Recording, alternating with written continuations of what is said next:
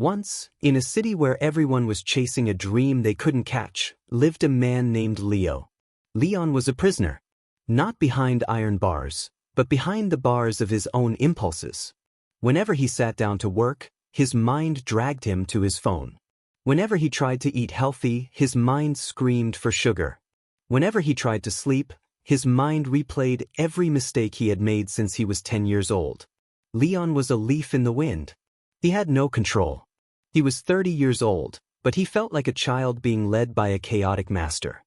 He realized that his life wasn't failing because of the world. It was failing because he was a slave to his own wandering thoughts. Leon had heard of a master who lived at the edge of a great forest, a man who was said to have the stillness of a mountain. After a long journey, Leon found him. The master wasn't meditating. He was working. He was carving a giant piece of wood with a tiny, sharp blade. Every movement was perfect. Every breath was timed. "Master," Leon cried out, "I am falling apart. My mind is a wild animal. It goes where it wants, and I am tired of following it.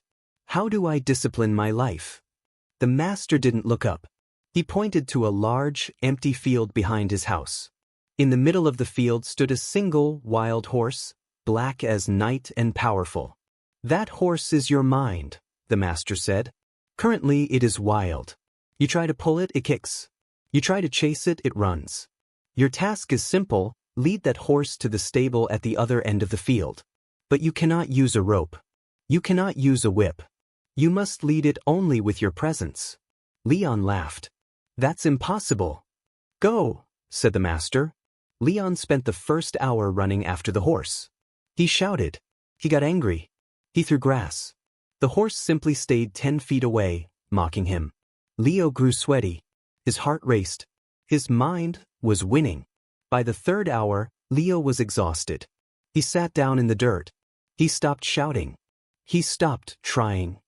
He simply sat and watched his own breath. He noticed how his own anger made the horse more erratic. Leon realized that the horse wasn't the problem. His energy was the problem. He stood up, not with aggression, but with command. He didn't look at the horse with fear. He looked ahead at the stable with absolute certainty. He began to walk, slow, from one step at a time. He didn't check to see if the horse was following. He focused entirely on his own footsteps. Suddenly, he felt a warm breath on his shoulder. The black horse had lowered its head and was walking perfectly in sync with him. The master appeared at the stable door. "You see, Leon? Discipline is not about fighting the mind. It is about directing the mind. When you are chaotic, your mind is a wild animal. When you are certain and calm, your mind becomes your greatest servant." The master whispered the secret. The mind is a terrible master, but a magnificent servant. If you do not give it a direction, it will find its own, and you won't like where it goes. Leon returned home. He wasn't a different man, but he had a different master. Now, when the urge to quit rose up, he looked at it like the wild horse, breathed, and walked toward his goal anyway. His business grew. His body became strong. His sleep became deep.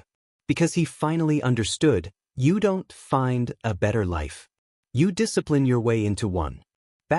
Your mind is the horse.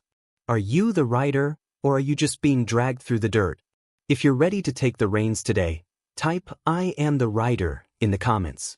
Join the Nyoka storytelling family by subscribing for your daily dose of mental mastery.